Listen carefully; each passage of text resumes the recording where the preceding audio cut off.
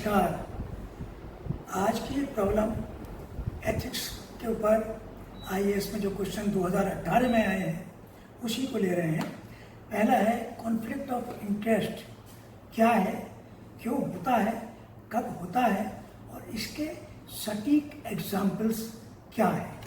दूसरी प्रॉब्लम है ये तो हो गया पार्ट 1 का 10 मार्क्स का क्वेश्चन 8 मिनट में सॉल्व करना है और 150 वर्ड्स में। दूसरा है कि एक कॉर्पोरेट हाउस का पॉल्यूशन केस यानी कि एनवायरनमेंट और डेवलपमेंट में कॉन्फ्लिक्ट है, क्या होना चाहिए। तो इसके ऊपर 2018 की प्रॉब्लम 20 मार्क्स की और ये 250 वर्ड्स में, तो इस पर ले रहे हैं। धन्यवाद सुनने के लिए। मैं डॉक्टर जी सक्सेना, आईएएस ज्ञान by doctor GGS YouTube channel से आप सबको नमस्कार। और पॉडकास्ट पर सुनने वाले, यूट्यूब पर देखने वाले सबको मेरा नमस्कार। IAS aspirants. तो कॉन्फ्लिक्ट ऑफ इंटरेस्ट क्या होता है, यानी इम्पार्शलिटी बिकम्स एट स्टेक कि you are doubtful whether you are impartial और नॉट। क्यों? क्योंकि आपका एक पब्लिक इंटरेस्ट है और एक पर्सनल इंटरेस्ट है। ये भी अलग अलग हो सकते हैं। पब्लिक इंटरेस्ट भी लार्जर पब्लिक इंटरेस्ट होता है, shorter public interest. For example, एक किसी को आपने रिजर्वेशन देना है, हैंडीकैप है, वो 5% लोगों में है, 95% लोगों का के अगेंस्ट है, लेकिन लॉ में कायदा है तो आपने उसको रिजर्वेशन देने का है, तो वो पब्लिक इंटरेस्ट शॉर्ट टर्म का हो गया। लेकिन लार्जर पब्लिक इंटरेस्ट है हर एक के लिए, वो जो है इंटरेस्ट वाली बात है। एक है पर्सनल इंटरेस्ट। क्या है पर्सनल इंटरेस्ट में? सेल्फ एंग्रेडाइजमेंट हो सकता है, अपने आप को पैसा दे रहे हैं। दूसरा है अपने आप को नहीं पैसा दे रहे हैं, अपने परिवार के लोगों को, रिलेशन को, अपने बॉस को ओब्लाइज कर रहे हैं। तो ये भी एक कॉन्फ्लिक्ट ऑफ इंटरेस्ट आता है कि आपने ओब्लाइज करने के चक्कर में अपनी अंतरात्मा की आवाज़ खो दी। तो इसमें एक तो आप कुछ तो कॉन्फ्लिक्ट ऑफ इंटरेस्ट वहाँ आता है जहाँ एप्टीट्यूड, आपने देखा वो जब बताया था एप्टीट्यूड होता है, एटीट्यूड होता है, इमोशनल इंटेलिजेंस कि how strong you can fight with conflict of interest. ये सारी चीज़ें आपके करेक्टर में शामिल है। तो एक तो हो गया एप्टीट्यूड, जो बना बनाया जन्मजात करेक्टर है कि आप सबका भला चाहते हैं। एक है उस कम्युनिटी से आता है, अरे गरीब लोग होते हैं, शेड्यूल कास्ट का क्या भला करना। ऐसे लोगों को यूपीएससी में पहचाना जाता है कि इंटरव्यू में कि कहीं ऐसा तो नहीं है ये आदमी जो है एक नैरो माइंडसेट लेके चल रहा है। तो इंटरव्यू में आपको ऐसे क्वेश्चन पूछेंगे कि भाई ऐसा हो गया तो क्या करोगे, तो आप बताएंगे ऐसे में ये करना चाहिए। उससे ये आइडिया लगाते हैं कि ये एक पर्टिकुलर समाज के अगेंस्ट तो नहीं है, पर्टिकुलर कम्युनिटी यानी जेंडर में महिलाओं के अगेंस्ट तो नहीं है। भाई आप बीवी को नौकरी करने दोगे कि नहीं, मेरे यहाँ समाज में ऐसा, मेरे परिवार में ऐसा नहीं होता, इसका मतलब आप जेंडर सेंसिटिव नहीं है।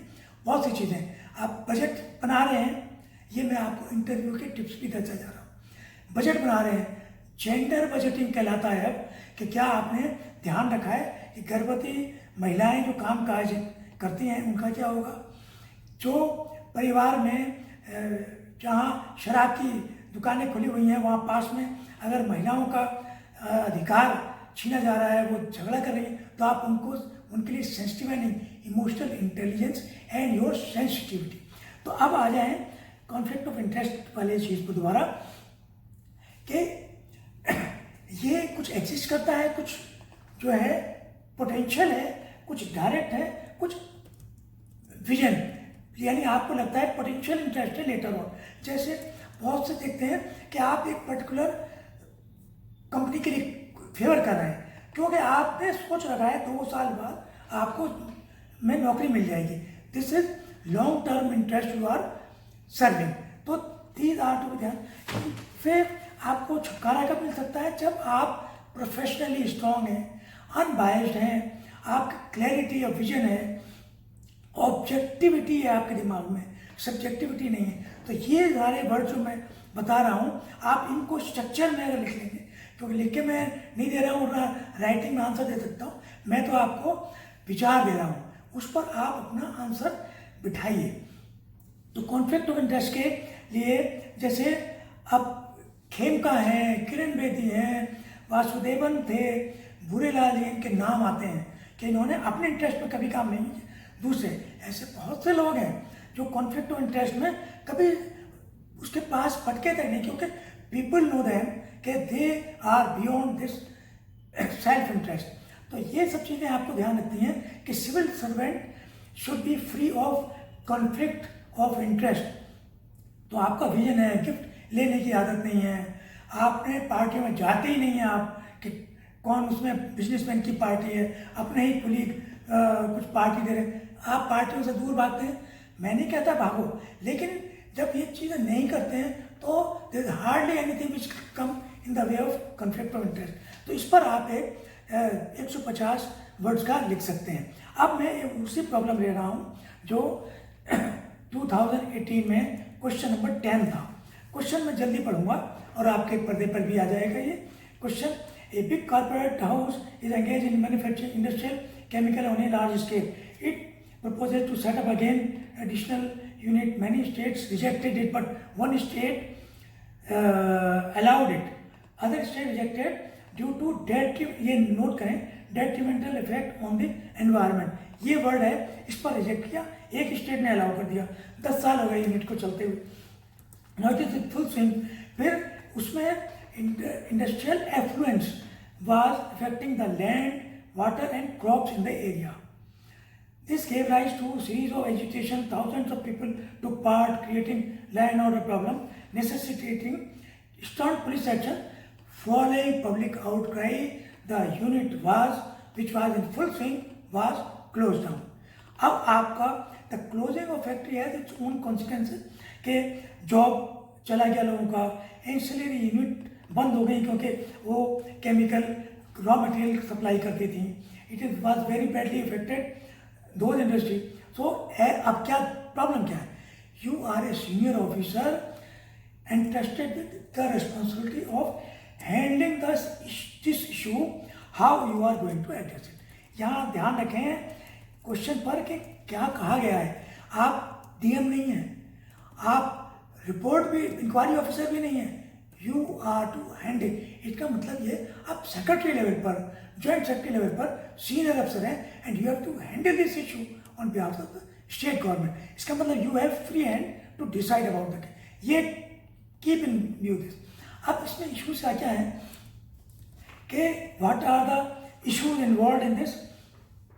देखिए, एक तो ये इमोशनल इंटेलिजेंस इसमें आता है, एथिक्स आते हैं, वैल्यूज आती हैं, इंटीग्रिटी, करप्शन, ये सारे जो इश्यूज हैं इन्वॉल्व हैं.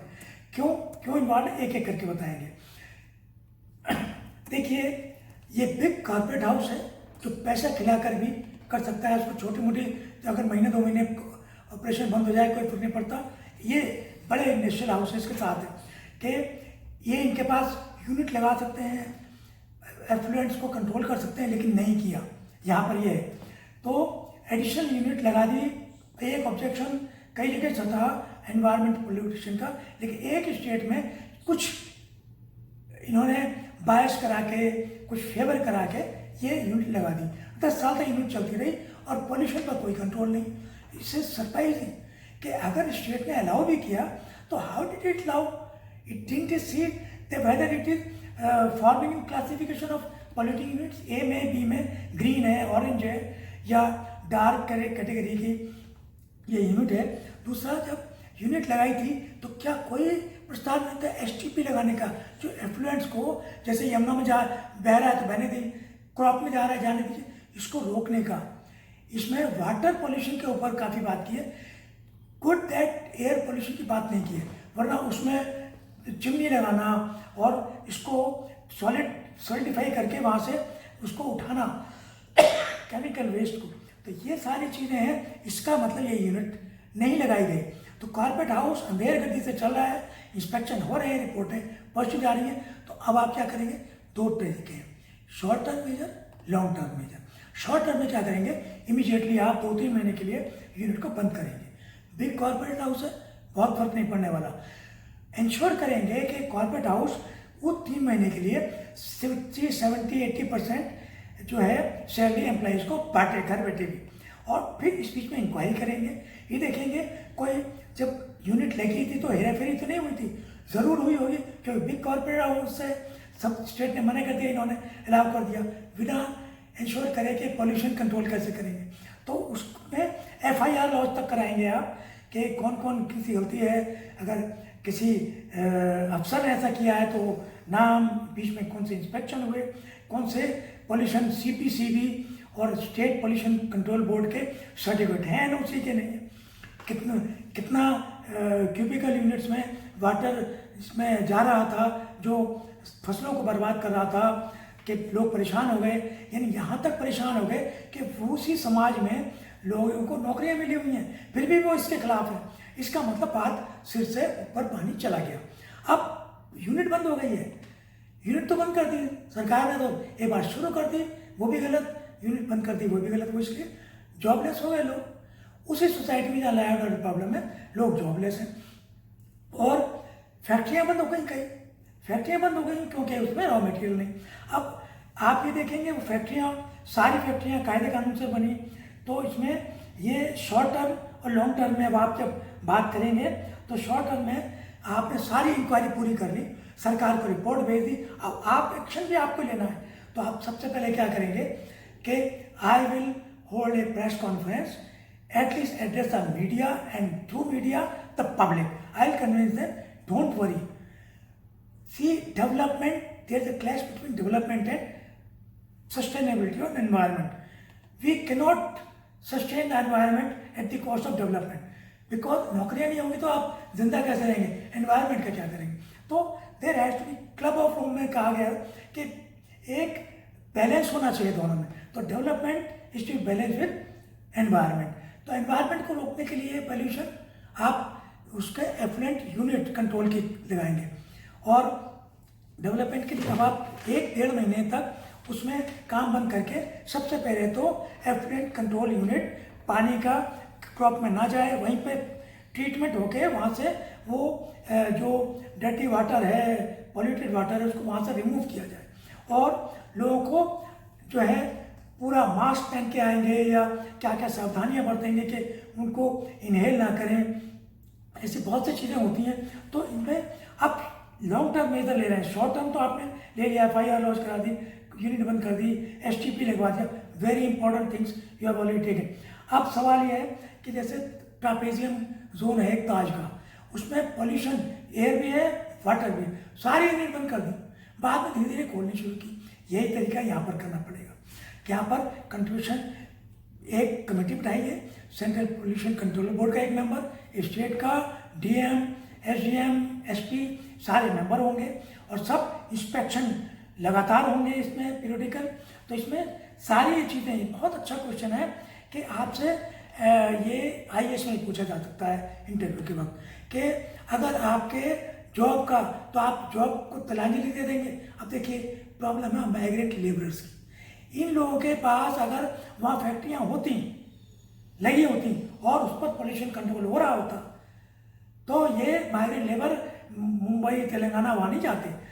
तो क्या हुआ, यूपी और बिहार की सरकारों ने करना है कि इंडस्ट्रियल यूनिट लगाए, इन्वेस्टमेंट कराइए इंडस्ट्री का, और वहाँ इसके साथ साथ उनको जॉब दिलवाइए, लेकिन ये ध्यान रखिए वाटर पॉल्यूशन ना हो, क्रॉप पॉल्यूशन ना हो, और ये सारे जो है STP लगवाइए, पॉल्यूशन कंट्रोल के ट्रीटमेंट प्लांट्स लगाइए और उससे कंट्रोल करवाइए, सारे सेफ्टी मेजर्स लीजिए, बिग कॉर्पोरेट हाउस को लगाइए, ना कि छोटे को, ताकि वो इन पर पैसा खर्च करेंगे।